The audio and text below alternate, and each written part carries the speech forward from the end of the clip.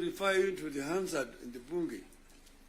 There's a motion that was moved by the then leader of opposition at that time, the late Ronald Ngala, of censorship of the Prime Minister, Jomo Kenyatta, because he had refused to release funds to the regional governments.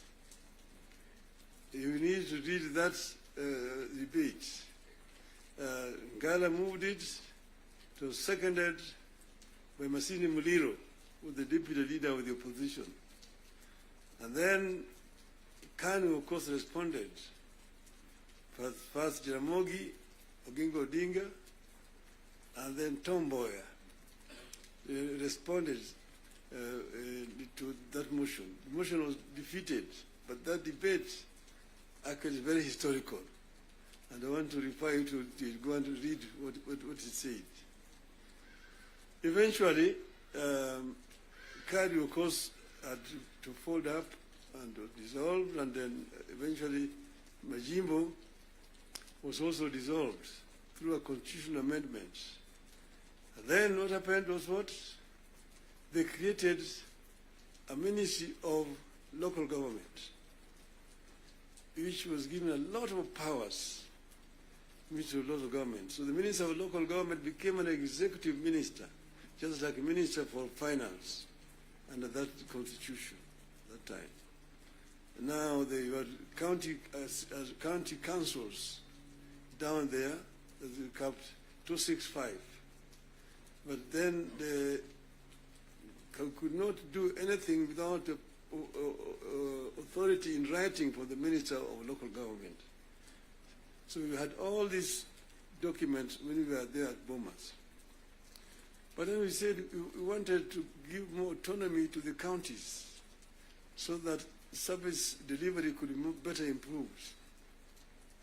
We came up with regions at Bomas of Kenya. But there are people who really opposed devolution. The chairman of devolution in Bomas was called Dr. ODM. He addressed the audience at Bomas, and by the time he finished talking, everybody said that man should be the chairman of that committee, and became the chairman of the committee. And he conducted the matter so well and so effectively that he became a marked person. What did they do to him? In broad daylight, around 11 o'clock, on Ngong Road there, off Ngong Road, in his residence, they sent assassins. And in the presence of his children, they shot him and killed him. The assassins of Mumbai were arrested. Eventually they were released. So I just want you to know that the revolution has got very many people and very powerful people in this country today. Then after that, of course, you know that ODM is a product of constitution making. And one of the founding members of ODM is sitting here with you. The other one is the former president, who is a member, and quite a number. We are going to have the 20 years of ODM in October, and all the founding members are going to be invited.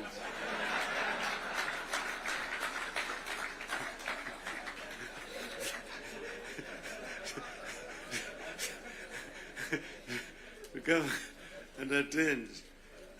Now, you see, we said that we want, we give clear, responsibilities. The executive, the legislature, and the judiciary. And the legislature is supposed to make laws that the executive uses to run the country. And the judiciary is then there to ensure that in implementation of these laws, the executive is not overreaching or violating the law of the Constitution. But then, so the work of Parliament is representation, legislation, and oversight. Very clear, it's written there in the Constitution.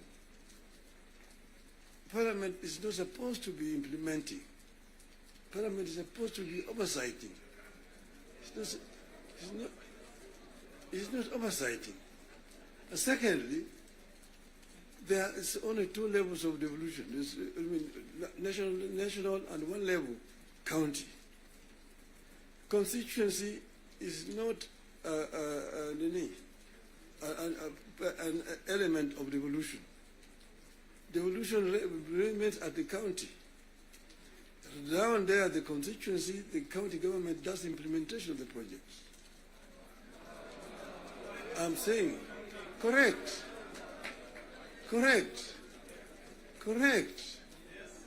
Down at the constituency, it's the county government.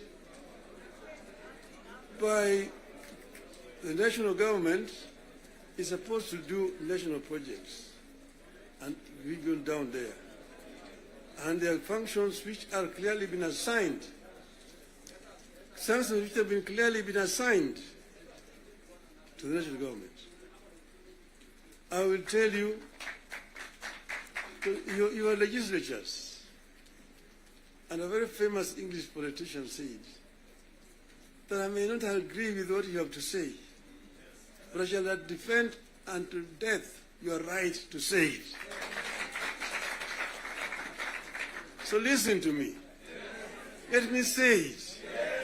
And then you'll have a chance to come and respond. So I'm telling you, I know that sometimes the truth is very bitter. I was there, and we discussed with the Karue when he was moving around to bring the CDF. The CDF was brought because of circumstances that were prevailing at that time. In those days, with a centralized system of government, there were very little resources which are going down to the counties. And that's the reason why the Harambee became the major ways of mobilizing resources. Sometimes you find nearly 100 cards in your desk for Harambees here and there. Whenever the president moved around, we'll go around to counties, to the districts. And then we'll be addressing people. People will come up to tell them their problems. Mtukufu Rais, hapa kwetu barabara ni mbaya sana, haipitiki. Mvua ikinyesha kuna matope, barabara haipitiki.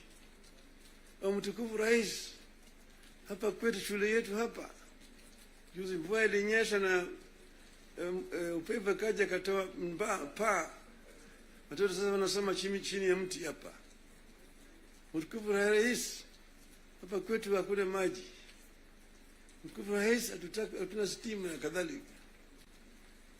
When he stands to respond, to say, nyinyi mnasema barabara ni mbaya, mnasema hospitali hakuna dawa, mnasema upepo imechukua paa ya nyumba, mjumbe wenu anafanya nini? Yeye anapiga tu kelele kule kwa bunge, anapiga tu kelele kwa bunge, hajali mambo ya maendeleo kwake. Kwa hiyo mimi nitatumia mtu kuja kufanya harambee, lakini leo mimi nitatoa pesa ya kujenga hiyo shule, ambayo kujenga hiyo nyumba, nitatoa pesa na kadhalika. That was the end of it. So the MP was the one who was being blamed for the failure of the national government to do certain things in their constituency. And that's the reason why we came up with the idea of CDF. That was that time. Exactly, that was that time.